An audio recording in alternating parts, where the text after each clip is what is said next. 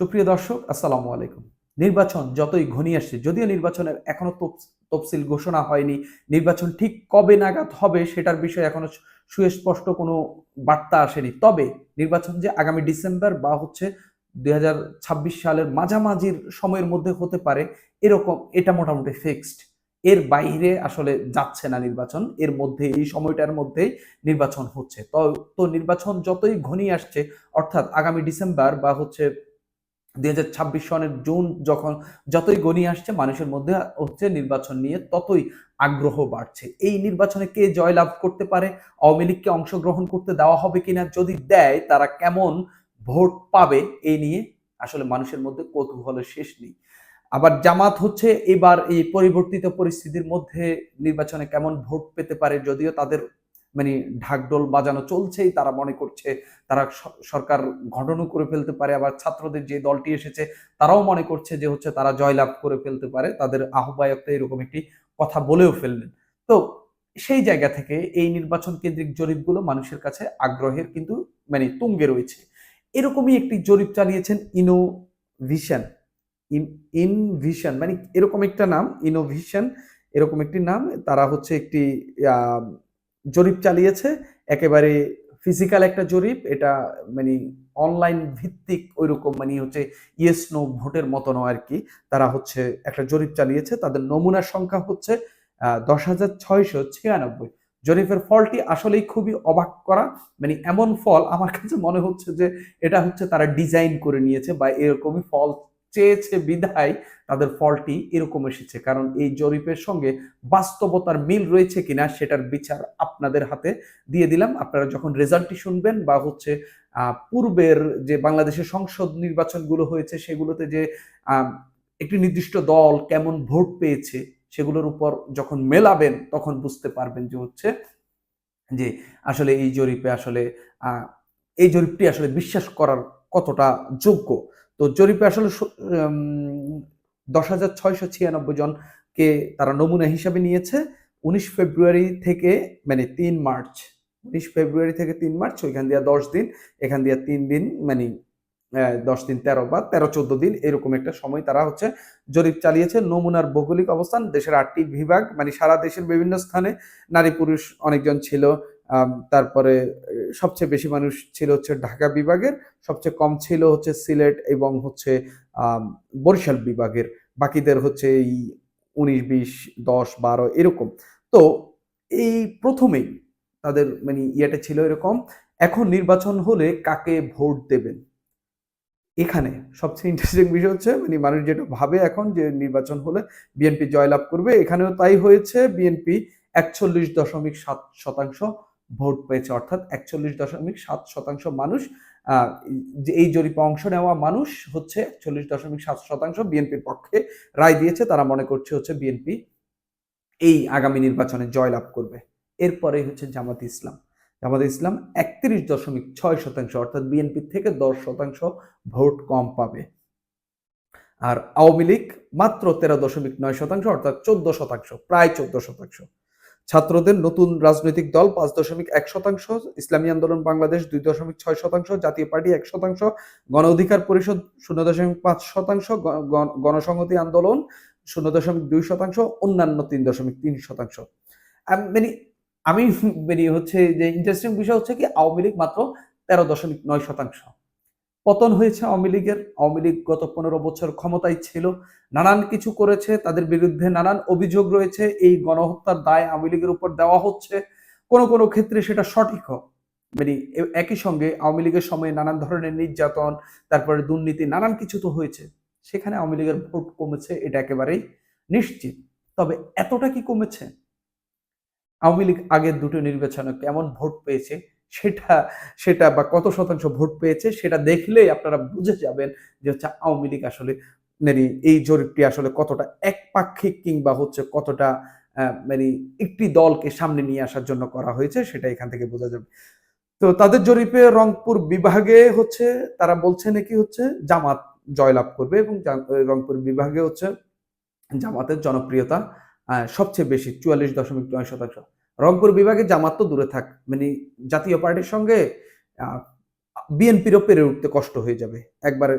মানে সবচেয়ে এখানে রংপুর বিভাগে জাতীয় পার্টির নাকি কোনো অবস্থানই নেই। আচ্ছা যাই হোক, রাজশাহী বিভাগে বিএনপি 42.7%, খুলনা বিভাগেও নাকি হচ্ছে জামাতের আধিপত্য রয়েছে, সেখানে 46% মানুষ জামাতের পক্ষে নাকি। দ্বিতীয় নম্বরে আছে হচ্ছে বিএনপি, তৃতীয় হচ্ছে আওয়ামী লীগ। আওয়ামী লীগ কোথাও দ্বিতীয় আছে বরিশালে আওয়ামী লীগ দ্বিতীয়, বিএনপি হচ্ছে প্রথম। ময়মনসিংহে হচ্ছে বিএনপি প্রথম, আওয়ামী লীগ দ্বিতীয়। সিলেট বিভাগে বিএনপি প্রথম 51%, জামাত 26%। তারপরে হচ্ছে ঢাকা বিভাগে আওয়ামী লীগ 25%, সরি আওয়ামী লীগ না, ঢাকা বিভাগে বিএনপি হচ্ছে 44%, বিএনপি জামাতে ইসলামী 25%, আওয়ামী লীগ 18%। চট্টগ্রাম বিভাগে বিএনপি 47%, বাংলাদেশ জামাতে ইসলামী 27%, আওয়ামী লীগ 11%। এই হচ্ছে আসলে জরিপের ফল। জরিপে আরো কিছু বিষয় আছে যে হচ্ছে তাদের ইন্টারেস্টিং, মানে আপনারা শুনলেই বুঝবেন। যাদের বয়স 18 থেকে 28, অর্থাৎ যাদেরকে জেনারেশন জেড বলা হয়, তারা নাকি হচ্ছে 35% বিএনপি সমর্থন করে। বাংলাদেশ জামাতে ইসলামী সমর্থন করে নাকি হচ্ছে 34%, আওয়ামী লীগ মাত্র 11%। আমি মানলাম তরুণদের মধ্যে আওয়ামী লীগের জনপ্রিয়তা কিছুটা কম, কেননা হচ্ছে এই আন্দোলনটি তরুণদের আন্দোলন ধরলেও কিছু তরুণ হচ্ছে আওয়ামী লীগের বিপক্ষে বা হচ্ছে আওয়ামী লীগের মানে রাজনীতি যে বা মতাদর্শের সঙ্গে একমত না। তাহলে মিলেনিয়ালস যাদের বয়স হচ্ছে 29 থেকে 44, 42.8% হচ্ছে বিএনপির পক্ষে, বাংলাদেশ জামাত ইসলামী হচ্ছে 31%, আওয়ামী লীগ হচ্ছে 14%। জেনারেশন এক্স অর্থাৎ এদের চেয়ে বয়সী যারা 45 থেকে 60, 47% হচ্ছে নাকি বিএনপি, বাংলাদেশ জামাত ইসলামী নাকি 29%, আওয়ামী লীগ হচ্ছে 15%, 60 বছরের প্লাস আওয়ামী লীগ 16%, জামাত হচ্ছে 29%, আর হচ্ছে বিএনপি হচ্ছে 44%। এই হচ্ছে তাদের হচ্ছে জরিপের একটা ফল।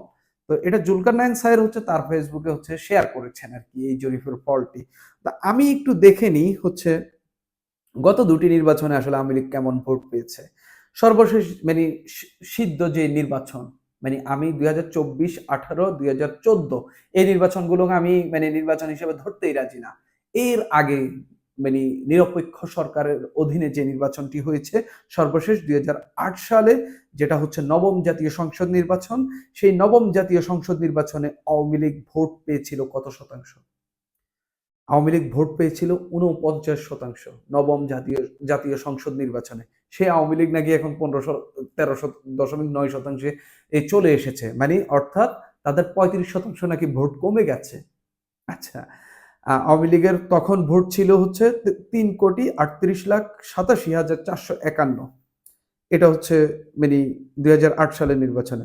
যে নির্বাচনে আওয়ামী লীগ হেরেছে 2001 সালের নির্বাচন, যেটা হচ্ছে অষ্টম জাতীয় সংসদ নির্বাচন, যে নির্বাচনে আওয়ামী লীগ হেরেছে সেই নির্বাচনে আওয়ামী লীগ ভোট পেয়েছে 40.97%। দুঃখিত, আওয়ামী লীগ ভোট পেয়েছে 40.13%। আওয়ামী লীগ ভোট পেয়েছে 2,23,65,516। সেই আওয়ামী লীগের ভোট নাকি এখন 1 কোটিরও নিচে নেমে এসেছে। এটা কি সত্য? আওয়ামী লীগের সারা দেশে নেতাকর্মী হচ্ছে কোটির বেশি রয়েছে। এত পরিমাণ নেতাকর্মী আওয়ামী লীগের ওয়ার্ড, তারপরে হচ্ছে আওয়ামী লীগের জেলা, উপজেলা, তারপরে কেন্দ্র, ওইটা সেইটা, তারপরে বিভিন্ন অঙ্গ সংগঠন যদি আপনি ধরেন, কোটির মতো নেতাই রয়েছে। সেই জায়গায় আওয়ামী লীগের হচ্ছে সমর্থন নাকি হচ্ছে 14% নেমে এসেছে। এটা কি কোনোভাবে বিশ্বাস করার যোগ্য? মানে জরিপ করবেন করেন, কোনো অসুবিধা নেই। বায়াস হয়ে জরিপ করার কি দরকার?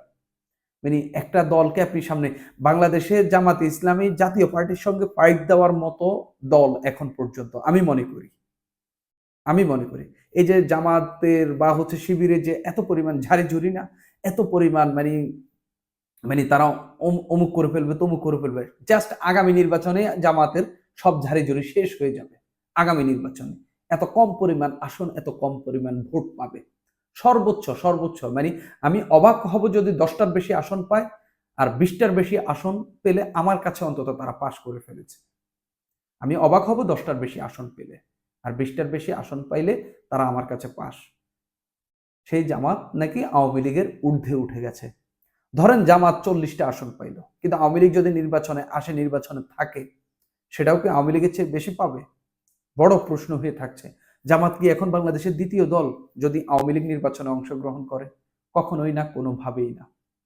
অন্তত মানুষ এটা বিশ্বাস করেন যে জুলকারনাইন স্যার যে স্ট্যাটাসটি দিয়েছেন তার স্ট্যাটাসের নিচে আমি এই অনেকগুলো বিষয় পড়ছি। জুলকারনাইন স্যার নিজেই বলেছেন সব হাস্যকর বিষয় হলো, মানে সব থেকে হাস্যকর বিষয় হলো 18 কোটি মানুষের দেশে স্যাম্পল সাইজ হচ্ছে 10,600 জন। এখানেই কমেন্টে আরেকজন রিপ্লাই করলেন, 1986 সনে জাতীয় পার্টি 153 আসন পেয়েছে, জামাত পেয়েছে 10 আসন। 1951 সনে জামাত 35, জাতীয় পার্টি 35 আসন পেয়েছে, জামাত, মানে উনি আওয়ামী লীগ বিএনপির সঙ্গে তুলনা করছে না জামাতকে, জাতীয় পার্টির সঙ্গে তুলনা করছে। 91 সনে জাতীয় পার্টি 35 আসন, জামাত 18 আসন। 1996 সনে জাতীয় পার্টি 32 আসন, জামাত 3 আসন। 2001 সনে জাতীয় পার্টি 19 আসন, জামাত 17 আসন। 2008 সনে জাতীয় পার্টির 27 আসন, জামাত 2 আসন। বিগত নির্বাচনগুলোতে জামাতের অবস্থা হচ্ছে এটা। একজন লিখলেন গালি দিয়ে শুরু করলাম, মানে এই পরিমাণ খারাপ জরিপ হয়েছে। আরেকজন লিখলেন যে সেই সার্ভে কমিটি কি খাম্বা লাগানোর দায়িত্ব ছিল এতদিন, মানে নানান ধরনের কথা। একজন লিখলেন জরিপের এই মানে কিভাবে স্যাম্পলিং করা হয়েছে, কিভাবে মেথোডোলজি করা হয়েছে, মানে রিসার্চের কিন্তু একটি মেথোডোলজি থাকে। তো এটা কিভাবে করা হয়েছে, এগুলো কিভাবে করা হয়েছে, তিনি সেসব নিয়ে প্রশ্ন করেছেন, কারণ তার কাছেও এই জরিপের ফলটি আসলে বিশ্বাসযোগ্য মনে হচ্ছে না। 20 কোটি মানুষের দেশে 10,000 মানুষের একটা জরিপ নিয়ে এত নাচনের কিছু নাই। আরেকজন লিখলেন 500 টাকা দিয়ে ভোট বিক্রি করা বাঙালির আবার জরিপ। খুব সম্ভবত ফেয়ার ইলেকশন হলে জামাত এত ভোট পাবে না। আরেকজন লিখলেন, আপনি একটা পোল ক্রিয়েট করেন, ইনস্ট্যান্ট রেজাল্ট পাবেন। মানে এরকম। তারপরে হচ্ছে আমার ভোট কে দিয়েছে, নিশি রাতের সার্ভে, আরো 3 বছর পরে মানে এরকম নানান কথাবার্তা বলছেন। এই হচ্ছে অবস্থা।